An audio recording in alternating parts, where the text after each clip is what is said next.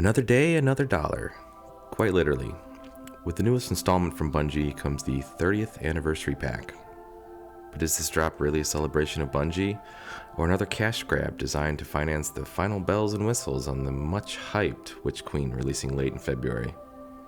While I still do enjoy aspects of Destiny, my overall hype and expectations for the game and its future content have slowly but surely dwindled release after release. When reaching the milestone of 30 years as a company, I was curious, how big of a bang was Bungie looking to make? Would this be something truly special, or just another cookie-cutter content drop everyone is now programmed to expect? I don't know about all that, but what I do know is that when you review Destiny, you gotta drop in a sick PvP compilation. One moment, please.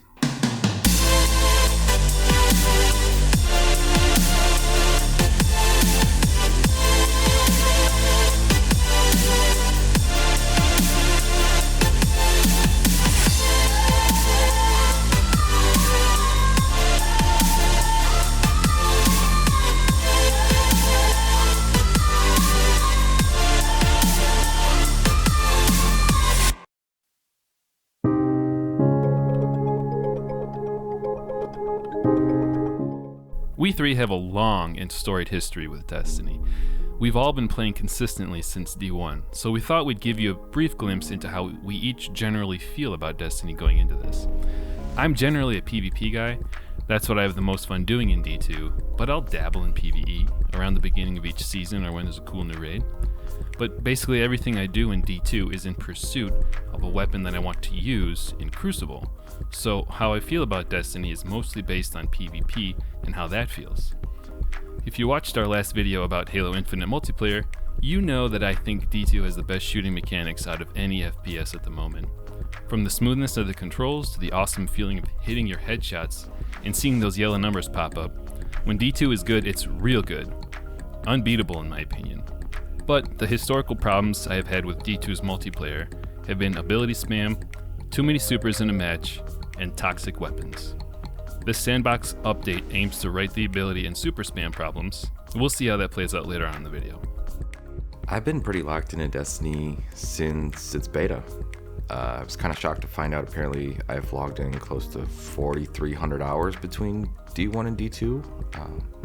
Another fun fact, D1 actually launched a few days before I got married, and I very much remember getting the last word to drop a few minutes before I was supposed to get in the car to leave for the whole wedding.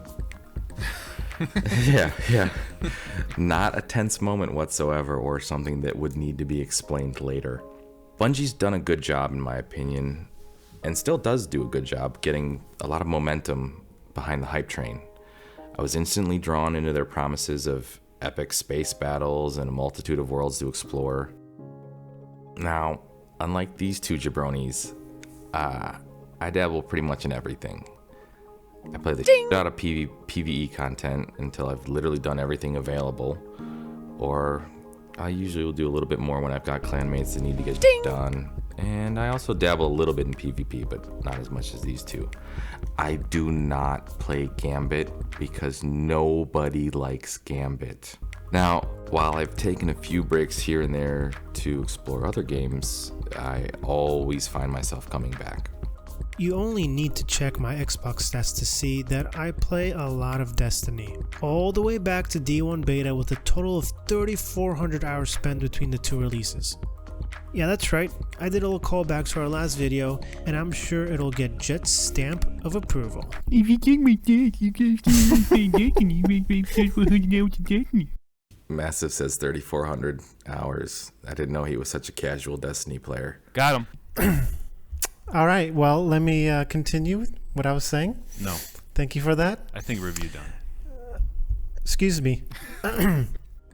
What initially captivated me about Destiny was its sci-fi themes, the story and its characters, and the uncharted locations and mysteries within them.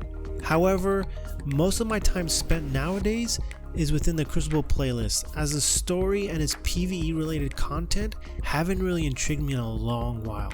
If you see me in a PvE playlist, it's most likely to get drops for PvP. This is where the guns matter for me, to create loadouts to test against other Guardians. For me, this game is hanging on for dear life by a single thread, that thread being Crucible. Ironically enough, it's also a portion of the game that is getting very little attention from Bungie. Where the f*** are the PvP maps and the PvP focused loot, Bungie?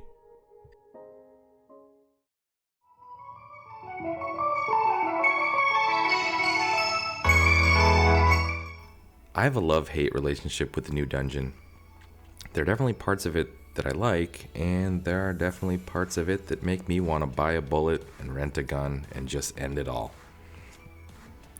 The overall theme of the 30th anniversary pack is memorable Bungie moments, and there's nothing more memorable for some people than the D1 loot cave and the oh so wonderful Gjallarhorn. The dungeon begins with you entering through the actual loot cave in the Cosmodrome, and you're instantly thrown into the Destiny version of the Goonies. You have to traverse the dungeon filled with traps that are funny when they happen to you, but they're hilarious when you see them happen to other people. Apart from that, the dungeon kind of misses everywhere else. The first quote-unquote encounter is just a mashup of Gambit and the old Golgoroth encounter in the D1 Kingsfall raid. You have to fight an ogre that you can't damage until you complete a mechanic in the form of killing ads to bake different motes to proc the damage phase. This encounter has a few bugs where you'll bank the correct amount and everyone will do their pre-damage prep in the form of wells and bubbles to find out that the damn ogre hasn't done his stupid go for damage animation yet. Then we have the RNG Sparrows portion that would be kind of fun if certain bombs, the B-bomb, it's the B-bomb, didn't have 3 dregs before the bomb, 3 dregs on the bomb, and 3 dregs right after the bomb. This part is horrendous, and I hate how much RNG plays a factor on whether or not you can evade the ads, and apparently are rocking their own seasonal mods in the form of anti-Sparrow sidearms. The servitor encounter was cool to figure out, but a bore after the first time, and the boss encounter was no different than any other encounter involving the new quote-unquote modes.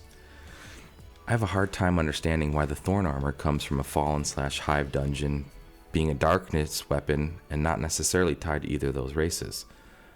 All the rewards weapon-wise from the dungeon are old D1 weapons, however they've been reworked and are definitely worth the grind to get good rolls since they all sport a good stat and roll package. In addition to the weapons, we finally get a look at what Adept armor may look like in the form of Artifice armor. This armor is guaranteed to come with additional seasonal mod slots in the way that raid gear has that extra slot for the specific raid mods.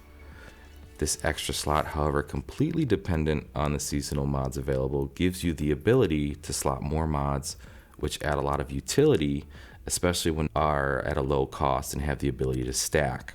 Can you imagine how oppressive Lorentz Driver has the potential to be with 3 enhanced linear fusion rifle targeting mods, all costing 1 energy? Now, was the dungeon fun the first few times we went through it? Yeah, absolutely. Like I said, taking someone through who has never gone through is extremely funny, and there were quite a few times that we were laughing our asses off watching some people trying to figure out all the traps. But once you get over the whole new factor and realize that there's really nothing new about the dungeon in context of mechanics or even loot for that matter, it loses all of its allure. I too have very similar sentiments to Bgames regarding the dungeon, but with much less affection. It's mostly just hate. First, let's get this out of the way. I hate the fact that I need to pay again for the Gjallarhorn. This should have been a freebie for every single player the moment you log in after the update. This whole notion of re-releasing old Destiny content needs to stop. You either let the old stuff be left behind, or just drop it into the game as a free update. At this point, the multiple avenues Bungie takes to nickel and dime their customers is very apparent, and it's just tiresome. I actually think the weapons from the dungeon and the public event should have been swapped, giving the paying crowd access to the more unique, air quote, original items versus the re-releases. Moving on to the dungeon itself, well, I just find it rather boring. Waiting for your Scorch Cannon shot to heat up to max level is not really my idea of fun. To add to that, each segment of the dungeon feels drawn out with things like multiple boss damage phases, that tedious man cannon section, and some particular bullet spongy enemies. The rewards aren't very exciting either. Apart from the thorn armor, which admittingly is probably one of the coolest ones we've seen, the rest of the loot is expected. I'd also add that there just isn't enough of it. I would have liked to see every original weapon archetype represented here, including things like sidearms, assault rifles, and SMGs. Dissecting it even further, when you take away the facade and main draw of the dungeon, that is, its connection to the original loot cave, the question is, what do you have left? It basically equates to a lengthy strike. This makes me wonder, what is the distinction between a strike and a dungeon, at least at this point in Destiny's lifecycle? Is it the double versus single boss encounter, some sort of theme mechanic like the Scorch Cannon, the amount of time it takes to complete a run, or the loot tied to it? Honestly, for me, it just starts to look like a glorified strike with certain rooms and sections even lifted and used from previous strikes. With all that in mind, is the price tag attached to something like this truly justified? Remember when Bgame was talking about laughing his ass off at some people trying to figure out all the traps? That was me. I was the guinea pig. The opening of this dungeon was hilarious. It was so much fun, even though I was the guinea pig. Bgame and Massive, the assholes that they are, watched me struggle with the traps for about 10 minutes straight until they finally showed me what to do. But it was a complete riot. Fun was had all around. After the opening, things took a turn. Everything from that point on was annoying in ways that my co-reviewers mostly already pointed out. The ogre encounter took too long and damage phases are annoying. The sparrow portion is freaking horrendous. 3 goddamn shots to kill is ridiculous. The island jumping encounter is too damn long, and hey, there don't need to be champions here so that I am forced to use a certain type of weapon instead of what I want to use. And finally, as if there needed to be anything else annoying about this dungeon, the boss encounter has a sniper and an invisible vandal that are just complete bullet sponges. Why? I don't know. Seems like the devs said, "This encounter feels too short. How can we make it longer and more annoying?" And I guess that sums up how Bungie thought of this whole dungeon. How can we make it longer so it seems like there is more content there than there actually is? On the positive side, they did make the final encounter farmable shortly after, which made it easier to grind for a good Ice Luna or 1000 yard stare. Also, the Thorn armor looks cool AF, and I like the Artifice versions with an extra mod slot. My overall take on this dungeon though is too long and needlessly annoying. Alright, now we're going to talk about Dares of Eternity. Oh boy. Woohoo! So fun. My favorite. Color me excited. The free portion of the Anniversary Pack comes in the form of a new 6-man public event named Dares of Eternity. The event entails Xur and his new Space Horse, tasking you with 3 different combat engagements with a platforming sequence in between each. The entire run-through takes about 10 to 12 minutes and is typical of what you'd expect out of a seasonal activity. So much so that if you were to swap in Xur and the 9 environments into any of the past seasonal events, you'd have a near identical experience. Combat scenarios don't cover any new ground as you fight familiar foes and either dismantle mines, shoot hive crystals, destroy Taken Blight, or other exhausted mechanics. In addition, the platforming puzzles are laughable at best, as you can easily stumble through them without any real consequences when falling off. While there are potentially 4 different platforming courses to run through, the courses themselves never change from one run to the next, making it easy to memorize all the jump sequences. Combined with the bland gameplay is the overall cringy premise of the event, with Xur acting as if you just entered onto his game show, and completing rounds not only rewards loot, but also impresses his f***ing horse. Now, up to this point, Xur has always remained this somewhat contemplative and mysterious figure, with Bungie disregarding all of that for this event and making him into some sort of comic relief. While Xur has his fair share of cheesy dialogue referencing his make-believe game show, nothing holds a candle to the annoying neighs that accompany the Space Horse. The neighs happen often, and are almost always over the top. It all comes off as a bit juvenile. Another Bungie design philosophy present here is the sheer grindiness and playtime needed to unlock meaningful rewards.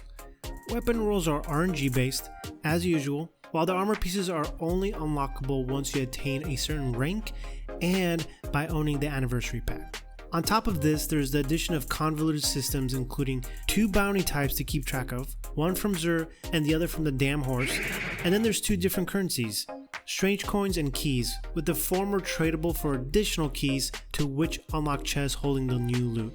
With all these points in mind, I was ready to bash my head into a wall from the monotony at about my 3rd run through. The only saving grace here is the loot itself, but the grind to obtain it really pushes your patience. Massive, I love you, but you are crazy. The horse neighs are the best part of this event. I want to ride on his majestic back into the paracausal sunset as he gleefully neighs the entire time. Xur, on the other hand, what have you done to my boy? Besides the amazing Star Horse, I too thought that this event was lackluster, and more of the same. And I'm with Massive. What's the deal with Bungie's obsession with different types of currencies? What the man? I am a hardcore D2 player, and I can't keep this stuff straight half the time. That theme I mentioned about the dungeon, how can we make this take longer, is showing up again in this. Give us 1 bounty type, give us 1 new currency, no new currencies if possible. Stop adding layers of time gating to every single aspect of the game. Simplify, please. Overall thoughts on Dares of Eternity, forgettable. I am not going to spend that much time in this activity, just enough to get a decent roll of the new battle rifle and open some chests. So here's the deal. The new 6-man activity, Dares of Annoyance, is your run-of-the-mill seasonal activity, literally as Massive has described it. Switch out any aspect of it for any other aspect of any previous seasonal activity, and you wouldn't know any different. So what? Is the content amazing, innovative, enjoyable? No, not at all. Short of the environment, there's nothing new here. Again, so what? This is a free-to-all activity, so to expect that there's going to be an expansion's worth of anything new is just crazy. Do I have a problem with the fact that there's 2 sets of bounties? No. Let's be serious. If you can do one activity and have the opportunity to work on 2 different sets of bounties and gain that much more XP towards your seasonal pass, isn't that a good thing? For all my underleveled guardians getting clapped in the master dungeon or GM, this is how you can close that gap between being underleveled and on par with the activity. Do I care that there's 2 sets of currencies surrounding a new activity? Nah, not really. In order to get the new weapons and the new armor, one of the 3 new sets, you need to unlock chests with keys. Okay. In order to buy the horse's bounties, you need another currency, aka strange coins. There's nothing here that doesn't make sense. But for the typical gamer, I don't see a problem keeping track of 2 currencies. We just need to find someone to help Massive out because apparently he's having difficulty. No, what will I ever do? And me. Apparently Jed Kill as well. The content was released with 2 intents. 1, make some green, and 2, break up a 6-month season. Now, I do agree with Massive that the time investment versus the reward is a little grindy. I believe the going rate to completion seems roughly 15 to 20 hours to complete the whole 0 to getting something worthwhile. While this can seem quite staggering initially with how little XP you earn per event run, you do have roughly 3 months to complete it. If we're being serious here, the real reward for all your time and dares comes from the weapon attached to it, the infamous Halo weapons. And here I thought I was done with Halo. Guess not. The addition of the new weapons was quite surprising. Not a surprise that we got them. Hell, we knew that they were coming for quite a while now, but a surprise in how well they were made. Typically, when a new weapon comes out, it looks different, and maybe it has a new perk, or rather, a new perk to that archetype, but these weapons came sporting the whole package. The Battler comes rocking a new frame that promotes hipfire playstyle. Thank you, Halo. but also keeps the shots nice and tight during ADS, as well as rocking a legit perk pool that can basically fulfill any requests that you might have for any mode. It took a basically garbage archetype of pulse rifle and threw it into the forefront of the PvP meta. The new swords don't offer anything new in terms of frame, but they have completely changed how some people use the swords. Looking at you, Eager Edge. So while the actual activity isn't all that great, the actual rewards are definitely worth a little bit of grinding.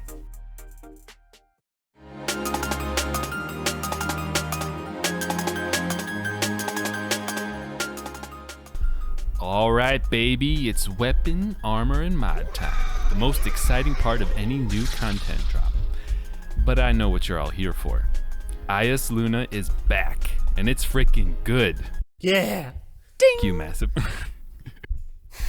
This weapon is a stat monster. Its base attributes are fantastic. If you're looking for a kinetic slot, non-exotic 140 hand cannon, this is it. Even beating out the base stats of a time-lost Fatebringer in the places where it matters, stability and range. And the cherry on top is the perks it can roll with, or should I say the lack thereof? There's almost no bad roll for the final 2 slots. The worst roll you can get is Unrelenting Demolitionist, and I'm sure many PvE people would argue that's a good roll for them. Thanks again, Bungie, for allowing the final boss of the dungeon to be farmed for this awesome hand cannon. Truly, I'm not being sarcastic there. That's good. Another standout weapon that was released at the same time as the Anniversary Pack, though it drops from the free Dares of Eternity activity, is the BXR 55 Battler, aka the Halo battle rifle that Bgame was already talking about a little bit. It's a 450 RPM pulse, which might disappoint some, as this archetype doesn't have the fastest TTK at 0.87 seconds, but what it lacks in TTK it makes up for in its truly excellent base stats, just like IS Luna, and uniqueness. It has the ability to get near max range or actual maximum stability with the right perk combinations. Elemental Capacitor with Void is the main driver of this.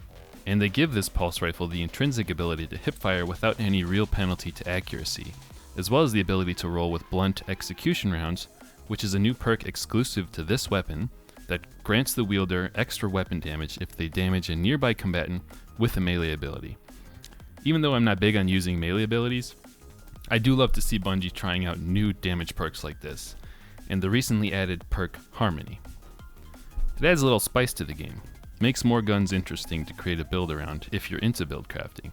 I know I'm using this word too much, but this gun feels really crispy.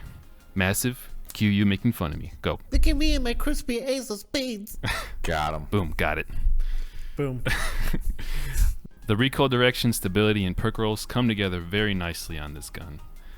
The only other weapon that I spent an extended amount of time with is 1000 Yard Stare Energy Sniper, which drops from the dungeon. And yeah, it's good as well, mostly because it has one of the lowest zoom scopes and it can roll with quick draw and snapshot, which is my god roll, and I was lucky enough to get it while grinding for IS Luna. There's not much else to say here. A sniper is a sniper for the most part, and this one is a great option in the energy slot. And of course, there are a few other weapons that came out with the 30th Anniversary Pack as well.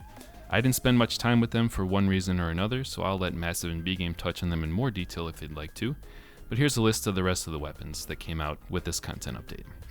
Matador 64, energy shotgun that drops from the dungeon, paid. The beastly Yallarhorn makes a return, as Massive stated, paid. Hero of Ages sword, paid. Forerunner, the exotic sidearm that takes special ammo in its D2's version of the OG Halo Magnum pistol, comes free. Half-Truths and the other half swords, made to look like Halo's energy swords in blue and purple, free. Wastelander M5 kinetic shotgun, free. Retrace Path, the first legendary trace rifle, free. That one's actually kind of cool, even though I don't like trace rifles. And the Pardon Our Dust kinetic breach loading grenade launcher, also free.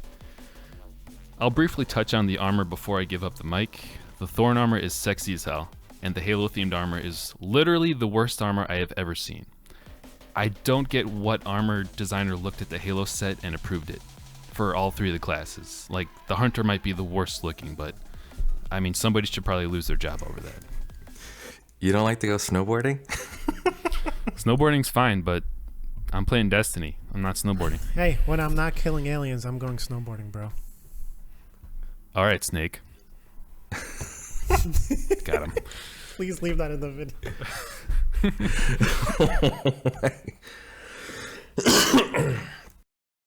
So yeah, Jet already touched on Ice Luna and 1,000 Yard Stare.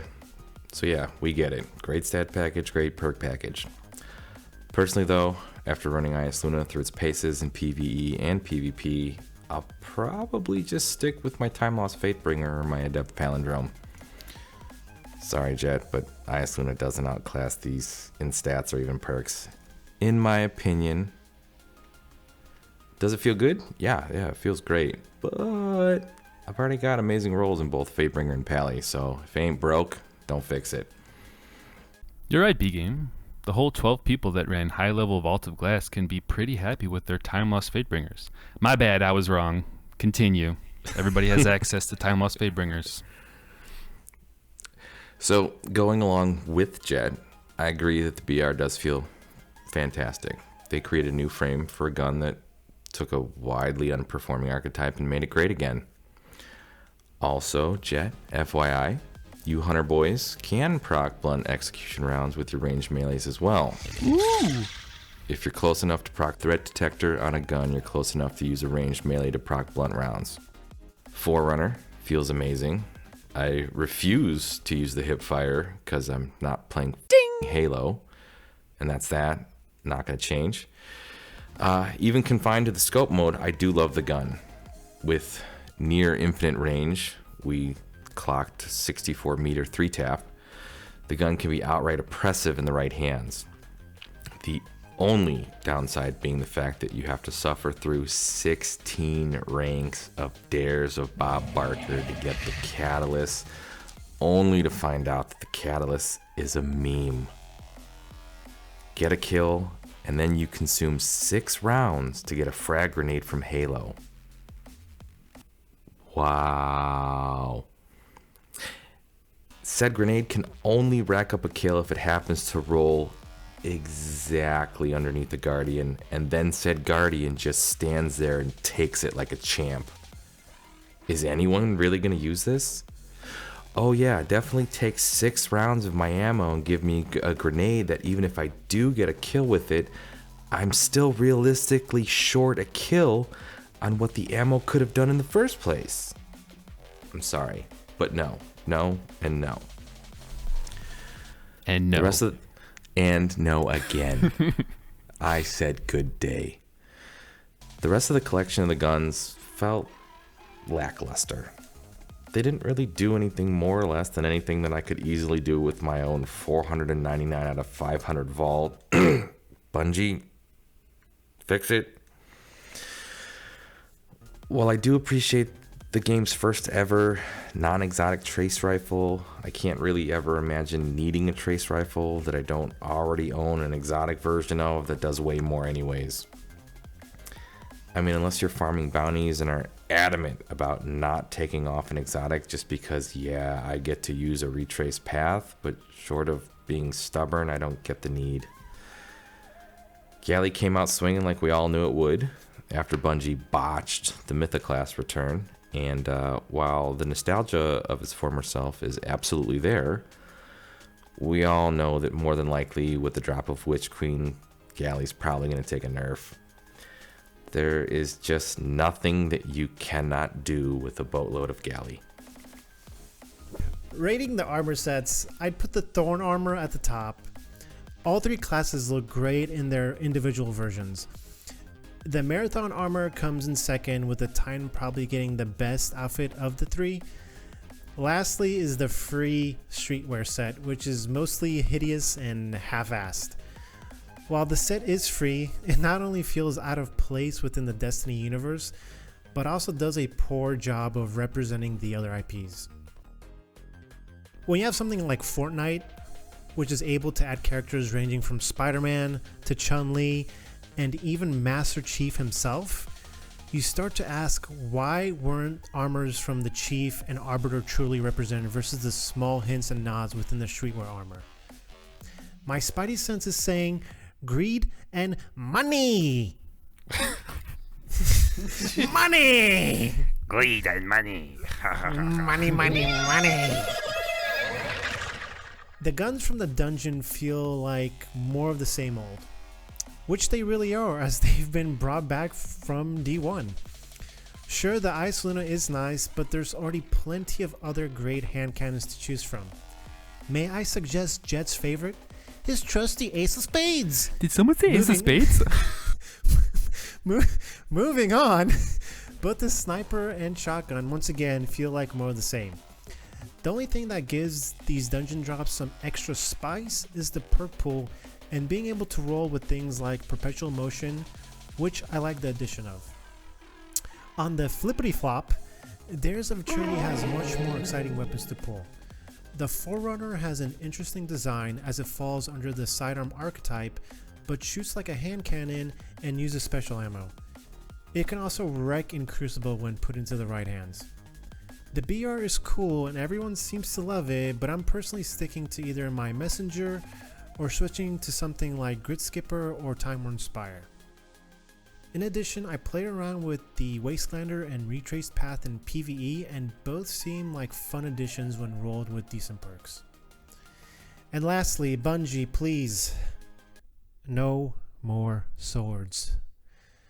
I just never cared about the swords in an FPS, and none of these inclusions have changed my mind.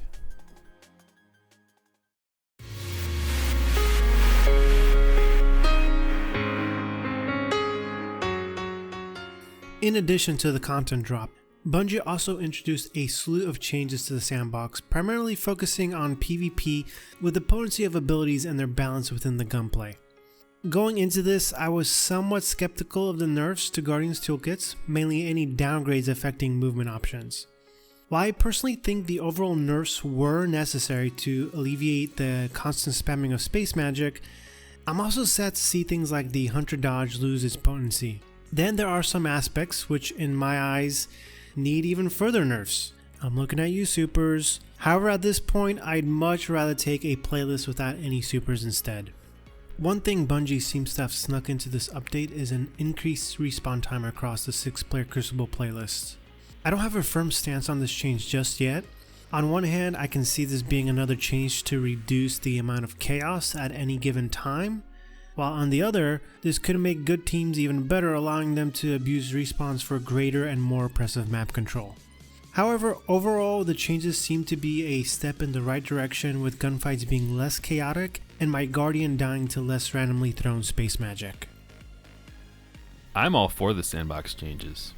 You will not find anyone who spam dodge more than me, but I am okay with the dodge change in particular, and I'm very happy that many other melee and grenade abilities cooldowns have been lengthened. I'm sad to see my near always active dodge go away, but I'm man enough to admit that it might have been a little bit broken. After all, Gambler's Dodge is one of the most powerful abilities you can have, in that it kept you alive in many situations you would have died otherwise. The closer we get to pure gunplay, the happier I am with PvP, and the changes are getting us a little closer to that. And I'm totally with you, Massive. I would be the happiest with PvP if we got a mode that doesn't have any supers at all, and on top of that, I'd love for it to have even more limited abilities, i.e. single use or longer cooldowns, and no heavy ammo whatsoever. Probably never gonna happen, but guy can dream. I did want to mention one more thing here. It seems like the matchmaking received some kind of weird change once the 30th anniversary hit. Most matches I play are super sweaty, and I don't know if that's due to an actual change to matchmaking or if it's due to some other reason like being unlucky, but something definitely feels different since the 30th event started, and I've asked a few people and they say the same thing. All right. You watch your step here, B. I swear to God.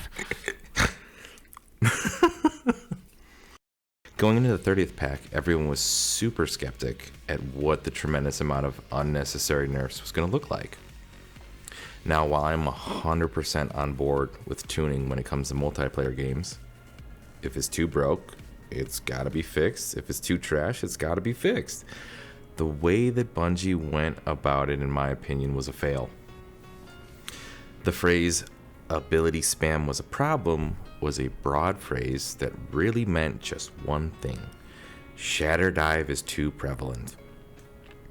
So logically, we just tune Shatter Dive down, right? Nope. We have to tune everything down. Because, hey, if Shatter Dive was a problem, then everything else must have been a problem as well, right? Honestly, I don't see much of a change in terms of ability usage, short of Shatter Dive being used way less. Those of us who know how to build just worked around the changes, and we didn't really see much of a change in cooldowns. But hey, now you can one-shot champions almost non-stop with shoulder charge and have a 3-second cooldown on stasis grenades, so the changes definitely worked, right? Yeah! After countless hours of hearing them bitch and moan about how they got killed by Shatter Dive, or a super, or literally anything that wasn't a gun, while non-stop dodging into invisibility, the two Bobs still have the high hopes of someday getting a quote-unquote guns-only mode in the game built around space magic. Here's an idea. Since you're not gonna move off of invis dodging, just fire your tether, and then people can't use abilities. Yeah. Or go play Halo. Oh, wait. Shit. That game was trash, so I guess you're not gonna go play that either. Going along with the sandbox changes aimed at balance in the Crucible, Bungie decided to outright not touch weapons that are outright broken. Lorentz Driver basically gives you free kills, followed by additional kills for anyone gets caught in what feels like 30-meter suck mechanic. But Bungie was right. The focus should be making sure that Jimmy has a 8-minute cooldown on his grenade. Big fail. So to briefly counterpoint a few of the things you said, Bgame. Let me just get out my calculator really fast. Tether won't do It's always been a super. Even when you shoot it next to somebody, it doesn't hit them, doesn't tether them, and you can just shoot it and get rid of it, and you get it once a match, maybe twice. 2, dodging is not a damage ability, so yeah, who gives a shit if you have more of it, if you use it all the time, whatever. But like I said before, I don't have a problem with them having less dodges for us hunters. And bullet point number 7. Keep digging deep. Look, the truth is, if I had a penny for every single time Bgame bitched about Shatter Dive and supers, I'd be a rich man. Let's just You'd have about 8 pennies. No. I own the world. Let's just end it with this. Bgame, maybe you should leave the PvP commentary to the real PvP players. Boom. Got him. Boom. Okay, so when are they going to be here? We've got the. Boom, we got him. Got him. On us. We got him.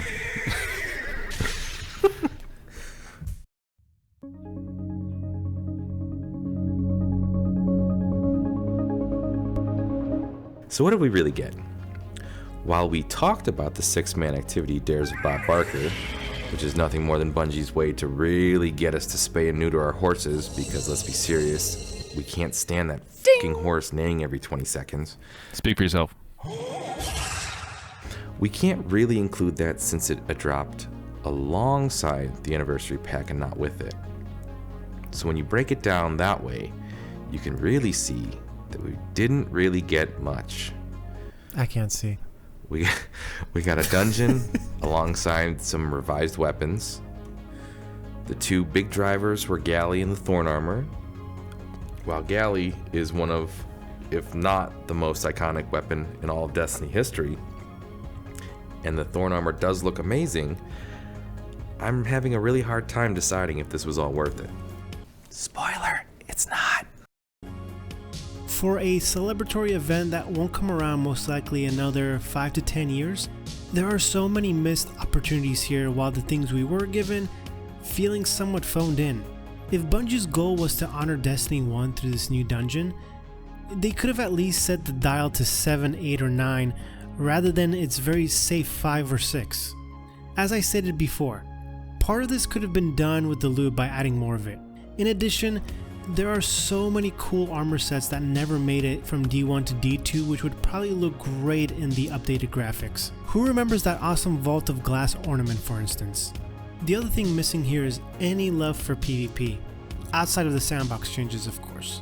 this would have been the perfect place to inject some of the classic D1 maps, especially given the fact that we haven't gotten any new ones in what feels like eternity, dare I say. Instead, we have to wait till Witch Queen to get Vulcan maps versus maps from new locations like Europa or Savathun's Throne World. I'll end with this. I question a lot of the choices Bungie made here, and I hate that Xur has become Clown of the Nine. Although, it seems to reflect the state of the game quite well, which for me is a complete circus show. The 30th anniversary pack was not worth $30. It was worth $10 to $15 at most. There's just not enough content here to justify the price. The one thing I am in love with from this, though, is Eyes Luna. It's my new favorite kinetic hand cannon. Everything else is meh.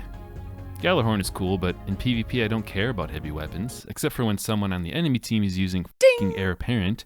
You know who you are, and you're the scum of the f***ing earth. Sorry. Forerunner isn't as good as I thought it might be. It didn't really light my fire. I can't recommend buying this, but we all know that if you're a D2 hardcore player, you just buy every expansion that comes out, and that includes me. So for the 20 of you that are on the fence and haven't bought it already, don't buy it unless you really like an annoying dungeon and have a huge nostalgia boner for Gjallarhorn. Now, Star Horse, ride me off into the sunset. I mean, I'll ride you into the sunset.